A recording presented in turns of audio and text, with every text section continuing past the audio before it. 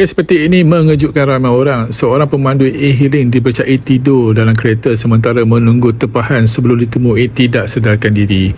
Jadi kenapa perkara ini boleh berlaku? Ramai yang beranggapan tidur dalam kereta yang tidak bergerak adalah selamat, tetapi sebenarnya ada beberapa risiko yang ramai terlepas pandang. Jika enjin dihidupkan, lebih-lebih lagi sistem exhaust bocor atau kereta berada di kawasan yang kurang perudaraan, gas karbon monoksida boleh memasuki kereta dan gas ini tidak berbau, tidak berwarna dan boleh menyebabkan pengsan sehingga membawa maut. Jika enjin dimatikan pula dan semua tingkap ditutup rapat untuk tempoh yang lama, pengudaraan menjadi kurang baik. Walaupun dalam kebanyakan keadaan di kawasan terbuka, ia tidak berbahaya untuk tempoh yang singkat. Tidur terlalu lama dalam keadaan tertutup tetap tidak digalakkan. Setakat ini punca sebenar dalam kes ini masih menunggu siasatan pihak berkuasa, jadi jangan terus membuat spekulasi.